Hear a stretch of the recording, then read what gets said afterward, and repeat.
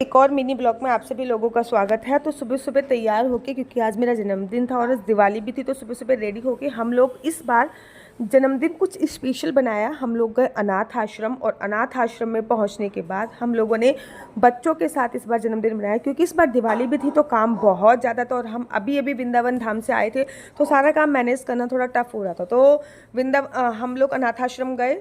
पहले मैं आपको क्लियर कर दूं, बर्थडे मेरा था, मेरी बेटी का नहीं था, लेकिन उसके हाथ से हम सारी चीज़ें मैक्सिमम बंटवाते हैं ताकि उसको देने की आदत हो, केवल लेने की ही आदत ना हो। इसलिए जो भी हम दान पुण्य करवाते हैं, ऑफकोर्स बात ओबियसली बात है कि पैसा भगवान जी का होता है और हाथ हम अपनी बेटी का लगवाते हैं ताकि उसको देने की आदत लग सके। ऐसा ना हो कि वो ज़िंदगी में केवल लेना ही लेना सीखे और देना ना सीखे, इसलिए हम मैक्सिमम चीज़ें इस चीज़ से करवाते हैं। तो पहले हमने अनाथ आश्रम में अपना बर्थडे सेलिब्रेट किया बहुत अच्छी तरीके से, और उसके बाद फिर आज दिवाली भी थी तो हम अपनी सोसाइटी में आ गए और हमारी सोसाइटी के जितने भी गार्ड थे हमने दिन वाले गार्डों को और रात वाले गार्डों को सबको मिठाई और फ्रूटी डिस्ट्रीब्यूट करी, क्योंकि दिवाली तो उनकी भी बननी चाहिए थी ना।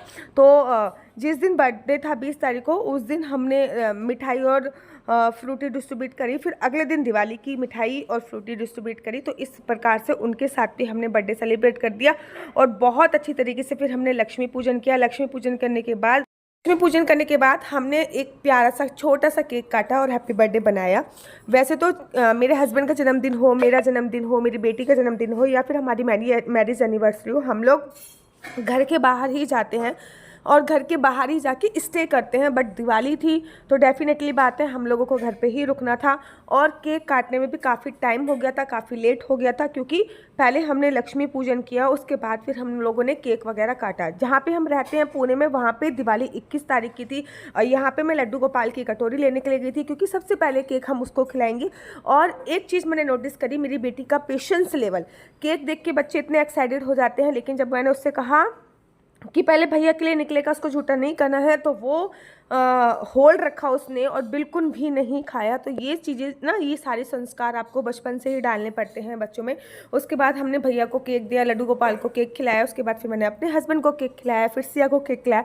तो ऐसे ही छोटा सा हम लोगों ने सेलिब्रेशन किया और दिवाली की होच पोच और बर्थडे की होच पोच और घर की क्लीनिंग वगैरह, और ऑफकोर्स काम तो है ही है, उसके साथ साथ पता ही नहीं चला कि पूरा दिन कब निकल गया, समझ ही नहीं आया। और इस बार बर्थडे पे मेरे हस्बैंड ने जो मुझे प्रेजेंट दिया, उसको देखकर तो मैं बस केवल रोने ही लगी। मेरे आंखों में बहुत बहुत बहुत सारे आंसू आए।